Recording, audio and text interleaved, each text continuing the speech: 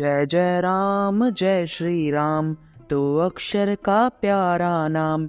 राम नाम के जपने से ही बन जाते सब बिगड़े काम। जय जय राम जय श्री राम, दो अक्षर का प्यारा नाम। सूत जी बोले, हे ऋषिगणों, यहाँ तक की कथा सुनने के पश्चात महाराज पृथु ने नारद जी से पूछा, महर्षि, कार्तिक मास में दीपदान एवं मार्जन, मंदिर में झाड़ू लगाने का कार्य आदि का क्या महत्व है? ऐसे कार्य करने वाले श्रद्धालुओं को कैसा फल मिलता है? यह प्रश्न सुनकर नारद जी बोले, हे राजन, एक बार परमपिता ब्रह्मा जी से मैंने यही सवाल पूछा था। उन्होंने जो कुछ बताया वही सब मैं तुम्हें बताता हूँ। ध्यान पूर्वक सुनिए। यह कथा अत्यंत गोपनीय है। हे राजन, प्राचीन काल की बात है। चंद्रवंश में जयध्वज नाम का एक राजा राज्य करता था। वह बड़ा ही प्रभु भक्त था। भगवान के मंदिर में स्वयं जाकर झाड़ू लगाता और दीपक जलाता था। एक दिन वितिहोत्र नामक राजपुरोहित ने उसे यह सब करते देखा तो आश्चर्य से भर गया। तब राजा के पास जाकर उसने पूछा, हे राजन, भगवान को प्रसन्न करने के लिए तो और भी बहुत से मार्ग हैं, परंतु आप स्वयं मंदिर में मार्जन और दीपदान, दीप जलाने का इतना महत्व क्यों देते हैं? तब राजा ने विनम्रता से हाथ जोड़कर कहा, इस संबंध में मैं आपको अपने पूर्व जन्म की एक अत्यंत विस्मयकारी घटना सुनाता हूँ। भगवत कृपा से वह घटना इस जन्म में भी मुझे याद है। हे राजपुरोहित जी, सतयुग में स्वरोचित मनु के काल में वेद वेदांगों को जानने वाला एक ब्राह्मण था। वह बड़ा ही विद्वान था, तब भी खोटे कर्मों से में लिप्त रहता था। उसके दुष्कर्मों के कारण ही उसके बंधु बांधवों ने उसका परित्याग कर दिया था। एक दिन भूख प्यास से व्याकुल हो वह घूमता फिरता नर्मदा नदी के तट पर जा पहुंचा। इसे संजोगी कहें कि नर्मदा नदी के तट पर जाते ही उसने प्राण त्याग दिए। हे पुरोहित जी, उसकी स्त्री का व्यवहार और आचरण भी अच्छा न था, जिसके कारण उसके घर त्यागते ही परिजनों ने उसकी पत्नी को भी घर से निकाल दिया। उस समय वह गर्भवती थी। समय आने पर उसने एक पुत्र को जन्म दिया। उसका नाम दंडकेतु था। माता पिता के दुष्ट स्वभाव के कारण वह बालक भी दुष्ट प्रवृत्ति का ही निकला। उसके कर्म भी अपने पिता और माता से विपरीत न थे। फिर एक दिन उसकी माँ भी मर गई और वह बालक खोटे कर्म करता इधर उधर भटकने लगा। इस प्रकार वह पाप पूर्ण जीवन व्यतीत करता और एक रात्रि को छल से किसी पराई नारी से भोग करने की इच्छा से वह एक देवालय में जा छिपा जो सूना पड़ा रहता था। उसने अपने वस्त्रों से देवालय की भूमि साफ की और वहां एक दीपक जला दिया। हे पुरोहित जी, उस दीपक को जलता देख गांव वाले विस्मित हो कि सुने, मंदिर में यह दीपक किसने जलाया है? वहां आ धमके और उस युवक को देखकर उन्होंने उसे चोर डाकू समझकर लाठियों से पीट पीट कर मार डाला। प्राण निकलने पर भगवान श्री हरि विष्णु के दूत वहां आए और उसे दिव्य रथ में बैठाकर वैकुंठ धाम को ले गए। हे महाराज, आप अचरज करेंगे कि ऐसा दुष्कर्मी और कामी पुरुष किसी कारण से वैकुंठ का अधिकारी बना।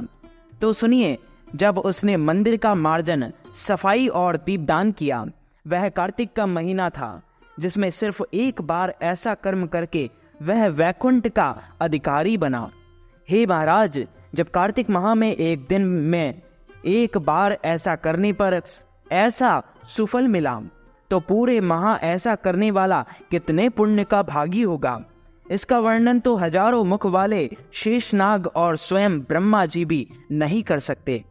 उसने अपने उस पुण्य कार्य के फल स्वरूप उसने कई कल्पों तक स्वर्ग का सुख भोगा और उसके बाद चंद्रवंश में जयध्वज बनकर जन्मा और पृथ्वी पर भी राज सुख भोग रहा है। हे पुरोहित जी, इसी कारण कार्तिक माह में मैं मंदिर का मार्जन और दीपदान भगवान श्री हरि विष्णु के निमित्त करता हूँ। हे राजा पृथु, नारद जी बोले, यह तो था स्वयं दीप दान करने का फल। अब दूसरे के दीप जलाने का महात्म सुनो। मनुवंश की प्रतापी राजा रैवत के पुत्र भद्रबुद्री का एक पुत्र था जिसका नाम सुदर्शन था। अपने नाम की भांति ही सुदर्शन अत्यंत सुंदर और पराक्रमी था। राजा भद्रबुद्धि की राजधानी महेंद्र पर्वत पर थी। एक बार सुदर्शन शिकार खेलने के लिए अपने साथियों के साथ वन में गया। घूमते घूमते अचानक उसकी दृष्टि एक नदी के उस पार पड़ी, जहां उसने एक अत्यंत सुंदर कन्या को देखा। उसने अपने साथियों को वहीं छोड़ा और घोड़े पर सवार होकर नदी पार कर दूसरे तट पर जा पहुंचा।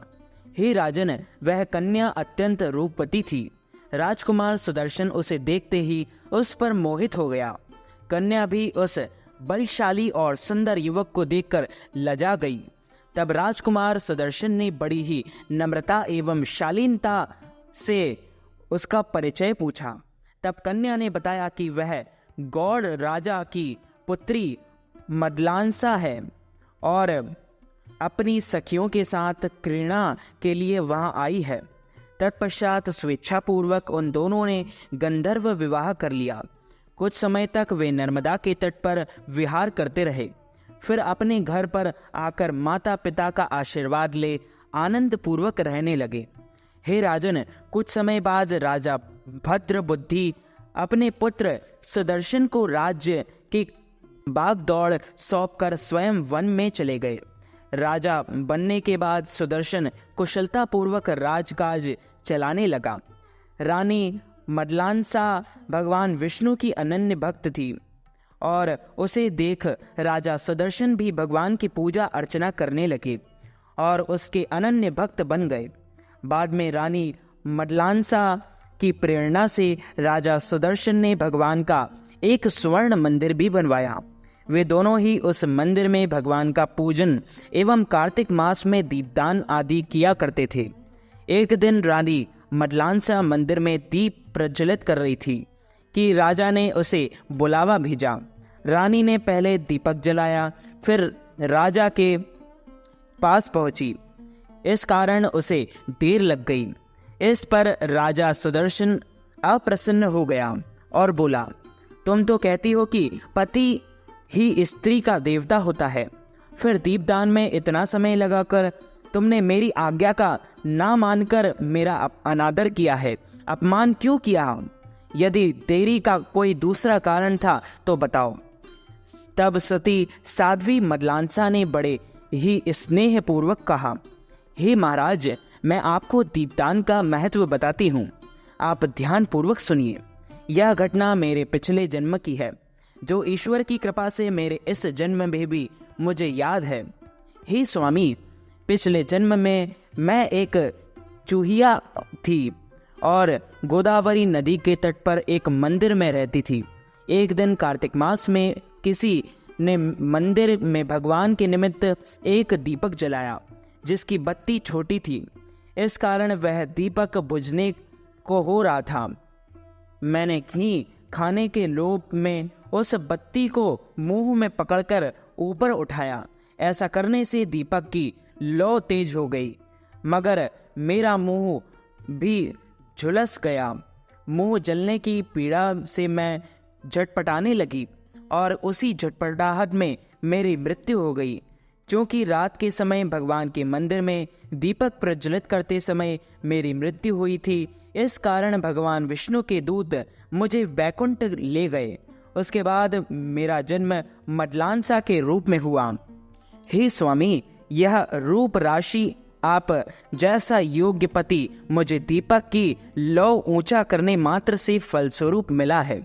जब इतना सा करने का इतना फल मिला है तो जरा विचार कीजिए कि यदि कोई श्रद्धापूर्वक भगवान को दीपदान करे तो उसका क्या फल होगा, उसकी महिमा क्या कहना।